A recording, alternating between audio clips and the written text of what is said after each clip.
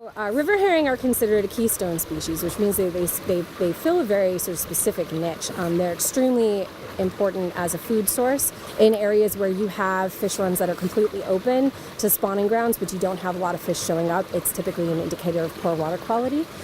So they help you sort of keep an eye on your water quality. They help you maintain the health of your streams, and they are a very important food source for local wildlife. Right. So is this a natural fish run, or was this built at some point in time and then now maintained? The Martins Mills River itself is a natural herring spawning run. Yeah. However, the Mills River itself, as it curves around, ended up going through a number of cranberry bogs. So this 1,000-foot fishway that we call the flume was created as a diversion to keep those fish from getting into the cranberry bogs and dying. This is the counter board that people will encounter down at the water. We're not installing it quite yet because the fish aren't physically here yet. But this is when you see a fish pass over this board, which will be in the water, would be when you would count that you've seen a fish, and then continue that process throughout the counts. Okay, excellent. So this board goes inside this slot down here. Okay. So it would be resting in the water. There's way too much water there right now for me to even entertain the idea of putting this in yet. Right. But this is where the fish are counted. And people stand over here and then watch that board and count however many fish are coming over in any 10-minute period. So you sign up for an hour, but you only count for 10 minutes.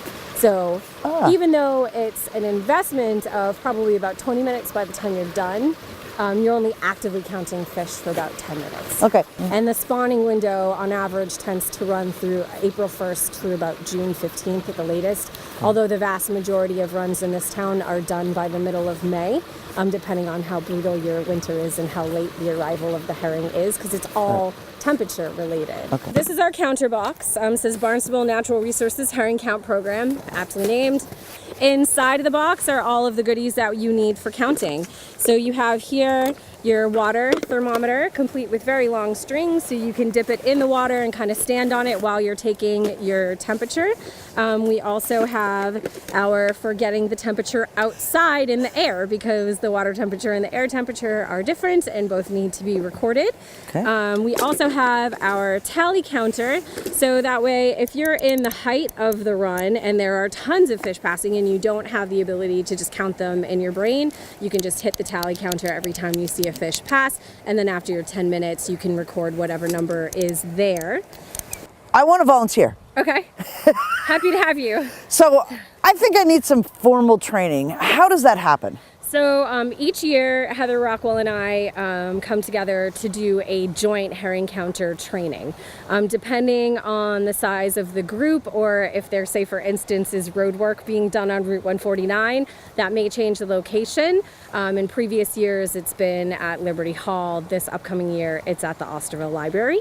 And you come for a couple hours. We have refreshments and light snacks. I sort of give you an update on the status of all of the herring runs in town. We usually try to have a keynote speaker every year to discuss something specific to your river herring that people might find of interest. And then we physically go through the box, show you how to count.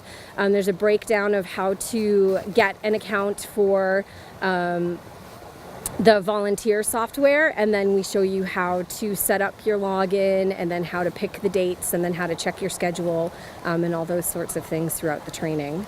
But what's the benefit to the town as individual residents? Why should we do this? Well, I think it's important for people to get outside. There seems to be a large trend now where people just don't meander outside as often as they used to.